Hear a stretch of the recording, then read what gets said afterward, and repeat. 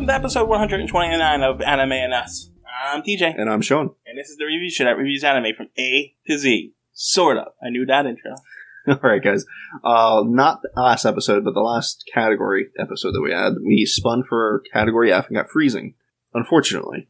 It is an anime adaptation produced by ACGT, that's an acronym, aired on ATX from January 8th to April 2nd, 2011. The series aired uncensored. Wow, in 4:3 format. That's like the old Square TVs, right? 4:3, yeah, I think so. Why would it air 2011? Why would it air then in that? We had widescreen TVs were just basic back then. I don't know. That's weird. I don't know what they mean by uncensored. They didn't show any nudity, did they? Are you serious? Like, the real nudity. There's tits all over the place. Yeah, but for some reason I remember it being... Oh, yeah, you're There's right. nipples all over the place. And there's one or two scenes where you saw some vagine. No, you're right.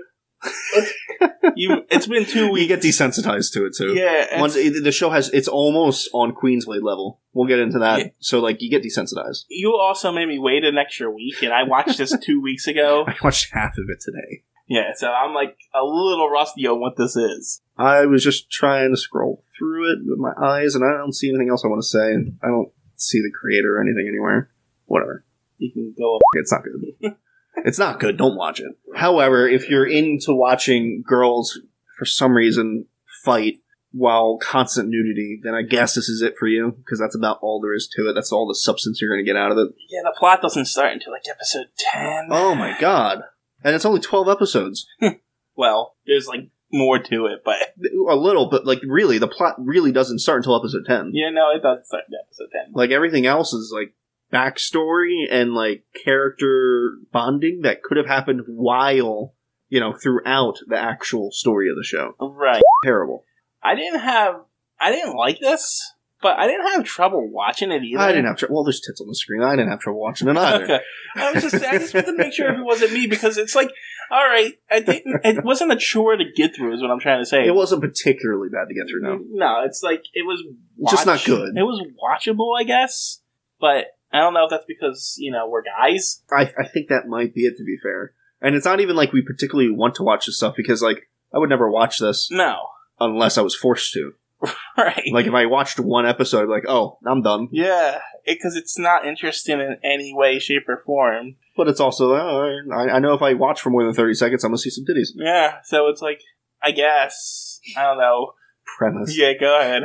There's this world that's some weird cross between Neon Genesis, Evangelion, and what's the one with the two pair-ups that we did? The what? The two people pair-ups that we did, where the girl fighting and the guy detective that was with her. Remember that? You brought it up when we were looking at the box art. With the 10-year-old girls? Yeah. Black Bullet. So it's like a weird cross between those two. There's aliens from either another dimension or another place in the universe that come in. I think another dimension. And they're giant and they start wrecking havoc. And yeah, don't worry about them. They don't show up to episode 10. Really.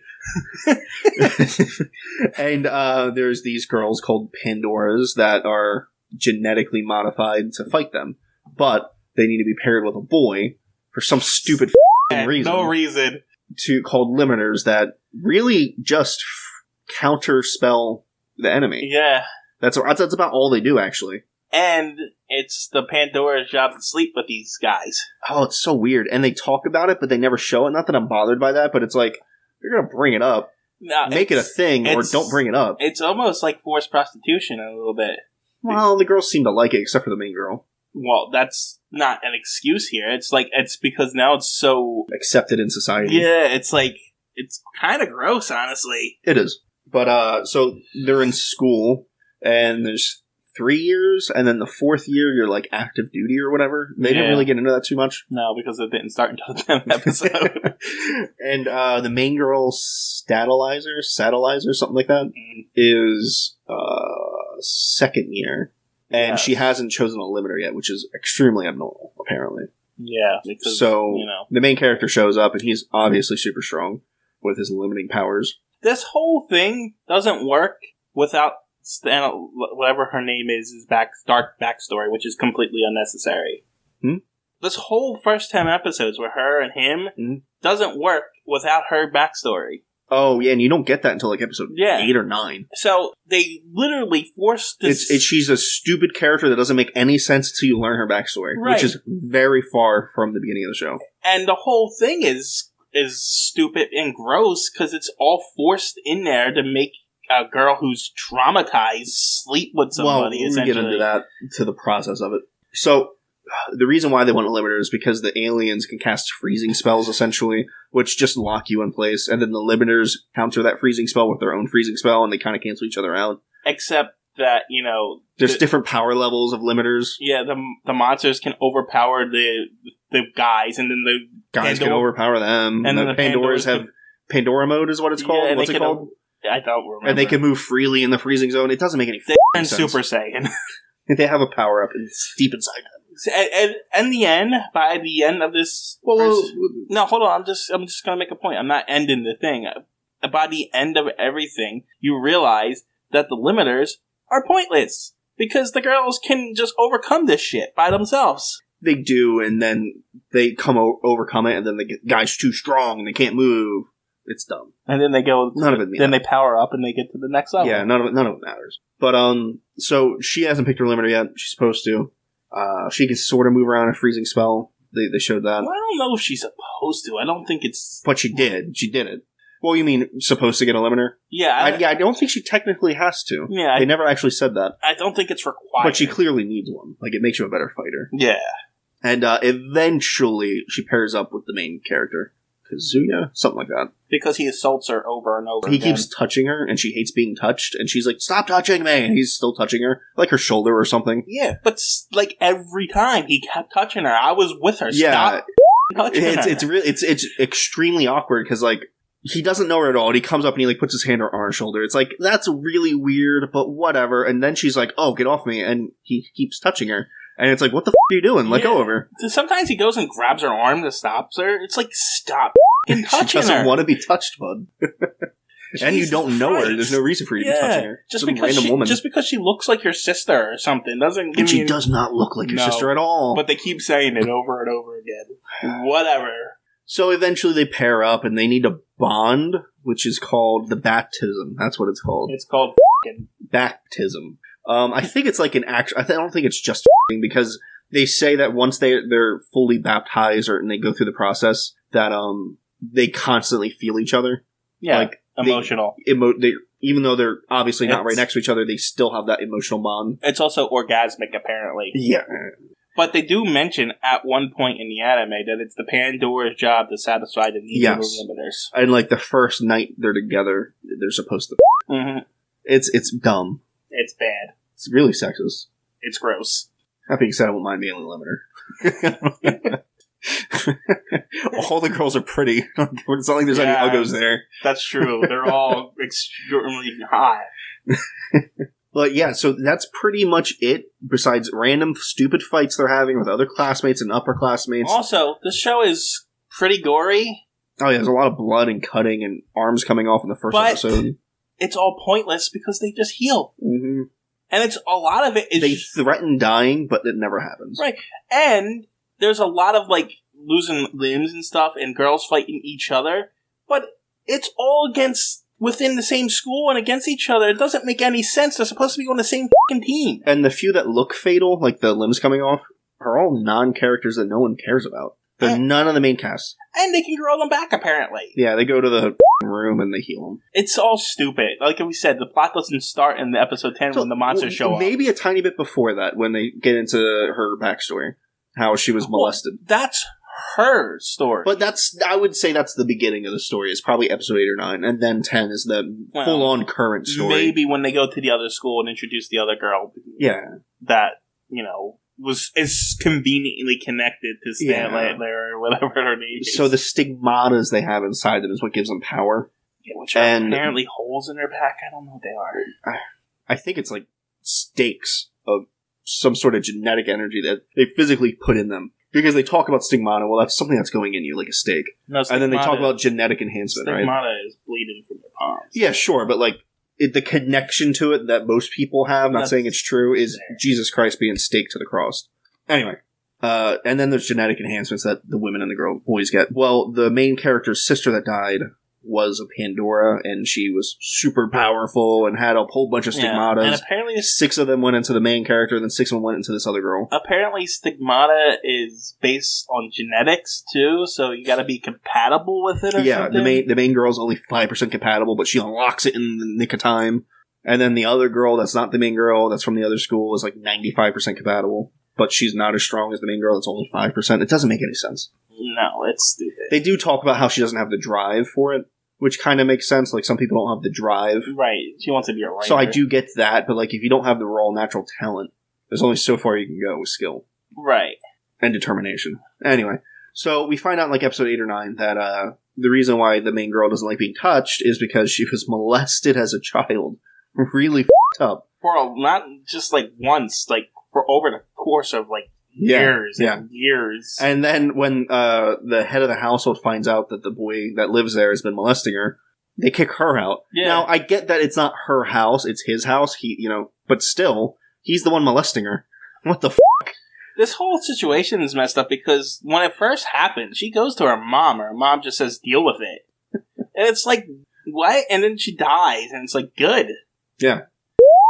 But, she's, I guess she loves her mom, but whatever. Yeah, that's a weird relationship people have. Yeah. Parents will f*** them over and over again, but they're still their parents. But still, this whole backstory is just literally perpetrated so that she can be called... Don't touch me. Yeah, so she said, and be called the untouchable queen. That's all it is. It's stupid. And the box art has her with one eye. So, like, the box art has her with, like, a metal eye patch on one eye. And she loses an eye in the beginning, but it grows back and she never needs an eye patch again. Well, maybe that happens in, like, the OVAs of the second season. Where it's permanent? Maybe, but if they can grow it back, then why wouldn't they grow it back later? Well, I mean, she does sprout wings. It's becoming, like, a monster thing. Yeah. Anyway. And then the aliens attack. Oh, the show is called Freezing, and there's not a lot of freezing that happens in this, by the way. I mean, a bit. The freezing spell. It happens, but it's not enough to... It happens a little more later on, but yeah, it shouldn't be called freezing. It should be called naked stigmata, girls chopping each other. Maybe Pandora, maybe the name of the aliens. I can't remember the name. Like, there's a bunch of. Oh, you know what we should talk about? The religious woman that runs the entire school, but the school's not religious. No. And then at the very end, you see the first man in the entire show. He's like the scientist that engineered all the Pandoras, and like it's cut as if he's the bad guy, like, oh, I've got this plan, and then he's gone. Yeah, he's like in charge of the school. It's all of it's poorly done. I mean, the woman is religious, but she's running the school, and she lets all these girls run around naked and have sex, and like if you're religious and you're dressed as a nun, like she's dressed in the whole nun getup, in the sense that she cares about her, what's it called? Her body... Oh, chastity. Chastity, yes. But if you care about your chastity and you're running the school, you'd be hard as on those students caring about their chastity. Yeah, but I think their religion is not the same as what we're... Well, sure, I agree, but if that's the case, then you should draw her differently. I mean, yeah, I think they just wanted to and you shouldn't call her mother, you know what I mean? Like, you should make up your own religion then. I think they just wanted to get it across, hey, this woman is protecting these holy remains that are supposed to be the protector of the Yeah, there's I forgot about that. There's holy remains in the school. I don't really know what function they have. She is the first Pandora, and I think she is what every other Pandora has come from. Everyone other was, like, genetically modified from her. Oh, yeah, and also, the main character boy, his bones are 30%, specifically 30%. The stigmata shit. Right, like his sister. It's so weird. Yeah. I don't know. It's not good. The aliens attack, they're all fighting, everyone important lives, and the aliens get pushed away. Of course, the main character has a few girls fighting over him and stuff because it's stupid anime. Did you watch the No, I didn't watch OVAs? Neither did I. I clicked on one and they were only a few minutes long. Oh, were they? Yeah, they weren't whole episodes. Thank God. Well, you know what? Next time we land on this, we can just watch those. Oh, thank God. Alright, guys, I'm done. Yeah, this was bad. It's a 3 or a 4. At most, it's a 4. It's more of a 3. Yeah, I mean, I don't know. I would say if you like Queensblade, you would like this. Oh, yeah, we should talk about that for a moment, right? Because, like, Queensblade has lots of nudity in it. Uh-huh. This, I actually think I had more. It did. Less provocative nudity, though. Yeah. Because, like, the Queensblade ones, they're, like, ready to f***. Whereas this one, they're, like, they blush and they're, they're interested in doing that, but like that's not the main thing. It's just, oh, we're battle damage, titties pop out. You know what it is? I think Queensblade knew what it was. Yes. And it just capitalized on it. I think this wanted to be something else, and was like, I want to be a good anime, but I also want tits in it, and it failed at both. It was almost like, yeah, we want this good story, but they weren't competent enough in the story, so they put all the nudity in so people would watch it. Yeah, I think that's what it was. We got the second season, so.